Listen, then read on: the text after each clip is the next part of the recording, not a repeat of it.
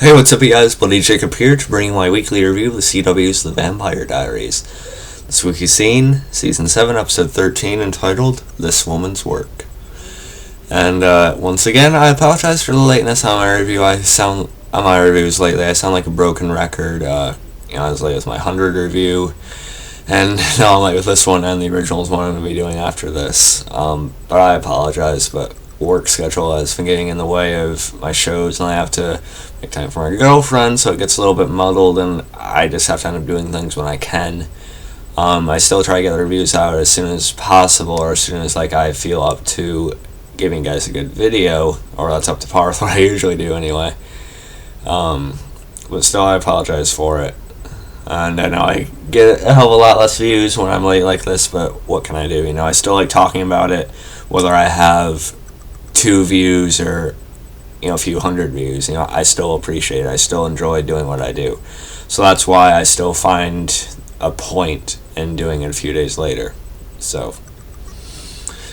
or a couple days later actually, but same thing. But yeah, overall this episode is actually pretty good.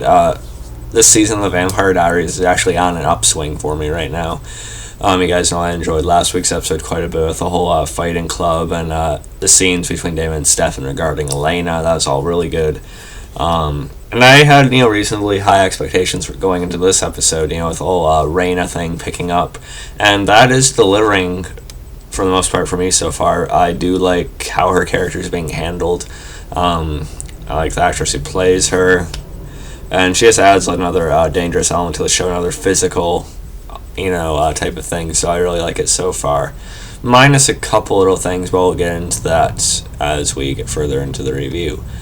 Of course, the episode opens with a Rayna flashback. We see a little bit of her and her father. Her father is one of the 5. He was a hunter at the time. We see them training, and then we go back to the present, and we see Rayna breaking free. Enzo sort of being all smug about finding her and trapping her and things like that. Then Rayna just punching on the glass until her hands bleed, and then she shatters it and escapes, which is a pretty awesome introduction, I gotta say. Pretty awesome opening to the episode, and I do really like the flashbacks in this. I like the lighting they had in these throughout the episode too. I think it was really good. The colors they had going and stuff, I liked it. Let's see, yeah, Damon's still partying, him and Crystal, the girl he hooked up with from the fight club last week. Crystal's running, basically dancing around, her bra and panties and stuff, and Bonnie shows up, so he shoots Crystal away pretty quickly before Bonnie sees her, and, Bonnie and Damon have another, shirtless, moment, awkward, sorta, kinda not, I don't know. But of course, Damon's having a hard time talking to Bonnie right now because at this point he thinks he killed her best friend, Elena. And, Damon and Bonnie have grown so close. What's it going to be like if he tells her that, And, of course, what he thinks he did to Elena is still weighing pretty heavily upon him. But Bonnie does end up finding the Crystal Girl's pants, so that was fun. Meanwhile, throughout the episode, Caroline's being operated on. The babies don't want to be born, apparently, and they pretty much just want to keep on siphoning the magic that makes Caroline a vampire instead of just being brought out and having to rely upon other things that are a little bit more difficult. So that was going on throughout the episode, and that was the lesser part of the episode, obviously, with all the Rayna shit going on. But still, it wasn't bad or anything. I know the pairing of, I almost said Lexa, we're not talking about the 100 right now. The pairing between Alaric and Caroline is still pretty awkward. But, they're still not a couple at this point, and I do think they're doing it alright so far. They haven't really crossed the line yet, but we'll see what happens. Let's see what else. Obviously, I always have my notes, you guys know that.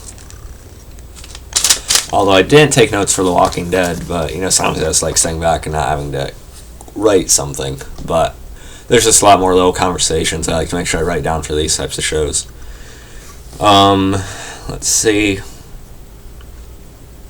Enzo ends up blackmailing Damon to get the sword, And that seems pretty suspicious at first. He just threatens to tell Bonnie about what he did to Elena. If he doesn't bring the sword for Rayna, he doesn't tell him it's for Rayna, but ends up being trapped by Rayna to... Did I say Rayna? I don't know. But it's Rayna. And ends up being trapped. And that leads to actually a pretty good reveal a little bit later in the episode, but we'll see. Well, we'll talk about that in a minute. Like I said, it ends up being an ambush, and Rayna, shoots Bonnie with one of the arrows she had, and, we get a good scene of Damon healing her later on, which is actually pretty touching. Of course, Damon scolds Enzo for getting him set up like that, but of course, like Enzo said, I didn't really have much choice. As he's just, kind of moping around being strapped with her vein to the chair and stuff. It was kind of funny. We get another Rayna flashback of, other members that Rayna was with, sacrificing themselves in order to put more power into her. Let's see. Oh yeah, I almost forgot to mention this. In one of the Rayna flashbacks we actually see that Julian was heavily involved in what went on in her beginnings and stuff. And Julian was actually one of the ones attacking her father that, her father went off to defend against. And so we see there's actually this history between Rayna and Julian. Julian basically ended up compelling her to kill her father. And that was a pretty well done scene, although it was, sad and stuff like that. And this would have solidified my idea that Rayna was going to end up picking off Julian, but as we know, Julian's already dead at this point. I wonder if she's aware of that. I don't say how she would be, but I don't know. Maybe that'll actually help. I don't know. We'll see. So that's part of the reason why this sword means so much to her. Not only because it has power with the Phoenix Stone stuff, but also because it reminds her of what started all of this and things like that too. So there's that. She ends up attacking Julian in one of the other flashbacks where they got away that time, but that's when Julian was trapped into the Phoenix Stone when she threw the sword and was able to get him through the heart. And I think Rayna's a really good character. I like her introduction so far. I like really going with her. But I expect her to be a little bit more physically capable because Julian didn't really have too hard of a time with her. He kind of physically bested her, somewhat easily, I want to say. But then again, Rayna sort of got to him in the end, but still. So Rayna is not necessarily the most dangerous threat physically, although she is very, very capable. But her thing is that you basically can't keep her down. She'll keep coming and coming and coming. So, it makes sense in a way, and apparently she's gotten better, so it makes sense, combat-wise and stuff. Let's see what else. Like I said, Damon heals Bonnie from earlier, which is actually a pretty touching scene. Bo, one of Lily's, people, one of the heretics, I should say. But he ends up being a soul wound opened up, and that was because he had gotten marked by Rayna earlier on, back in one of the flashbacks, and this basically marks him again, so she's going to track him down no matter what. Let's see. And Valerie's willing to let the rest of the heretics go, and she's going to help out with this Caroline thing on her own, and she actually succeeds. And this really shows Stefan something about her too, I think, because apparently, excuse the voice crack, apparently they're together in the future, so it's kind of starting to line up a little bit. I don't know. And I tell you about the Phoenix Stone flashback of Rayna putting Julian in there. And Rayna does get to Bo. Rayna kills him. And, what I didn't really care about Bo dying, but, I was actually happy to see Rayna, really accomplish something, so I was happy to see that. Even though I know I'm not supposed to root for Rayna, but I just think she's a kick-ass opposing character right now, so, I like seeing her showing evidence of that, so Mary Louise and Nora run off when they see that, of course.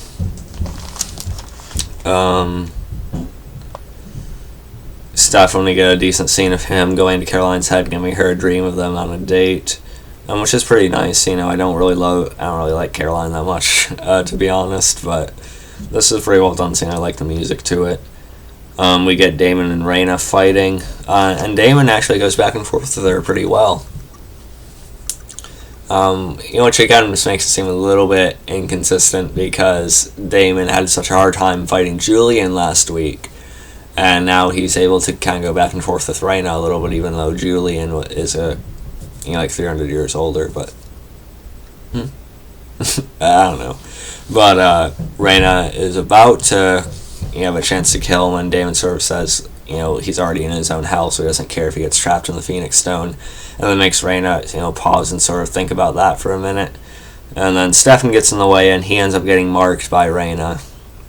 And this is sort of setting up for him going on the run, which is going to, go into the Originals and Vampire Diaries crossover, for next week, that 2-hour thing with both episodes having to do with each other. I'm really excited for that, so this is why Stefan's going on the run, because he's sort of trying to keep himself away from Rayna. Have I been saying Rayna? I don't know. Rayna. I'm sorry. So it's all lining up now. And we get a pretty touching scene of Alaric holding the babies. They're actually successfully born, Caroline survives. Darn. But, despite them coming out of Caroline, it's still sort of satisfying to finally see Alaric happy that he has babies who are still really Joe's. They were just magically inside Caroline, whatever it was. So it's still nice to see Alaric actually have something work out for a change. So I'm happy about that. We actually we get another good scene between Enzo and Damon. We haven't seen a lot of them together, even though they're supposed to have this long history and stuff. And we find out from Enzo that Elena is still alive. Tyler sort of figured what was going to happen, so he actually had that as like a decoy, empty coffin. And the hallucinations Damon were having caused him to think he was burning Elena, just like I thought. I didn't think they'd kill Elena off like that, but it was still a nice little scene of Enzo telling Damon that I liked the whole little flicker of a bromance going on there, so that was nice. Let's see. Damon later tells Stefan on the phone that Elena's alive. That brings him some relief. Of course, we know Stefan's probably going to New Orleans. We've all been excited about this for this season.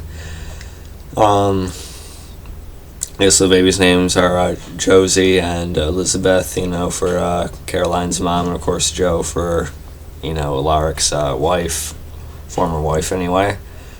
Then we get a 3-year flash forward of Caroline actually heading to New Orleans with the kids and saying Mommy's, going to visit a friend. Is that Klaus? Are we going to say Klaus in these flash forwards somehow? Is it going to be like an even bigger crossover type of thing than I thought? I don't know. But so those are my thoughts on the episode. Pretty good. I do like the Rayna scenes. I do like how they're handling her character so far. And Damon noted how she resembles Elena and her 3 doppelgangers. She sort of does. It's more of a vague resemblance to me, but I don't think they have to make a big deal out of it. It's a cruel little joke on Damon, and that's enough, I think. But it doesn't have to mean anything. She's not like another Petrova or something. But still, overall, I do like how they're handling her character. Fun episode. I'm definitely looking forward to the crossover next week. That's going to be awesome. And I'm actually off this coming Friday, so I'll be able to get those reviews out for you guys on time. So that'll be nice for a change. 100 review will still be late, but that'll be by Friday afternoon is when I'll probably get that review out this week. But hope you guys enjoyed the video. You can add me on Facebook, follow me on Twitter, MoviePilot, and look for Inspelled.com. Catch you guys in a little bit for my Originals review, and peace.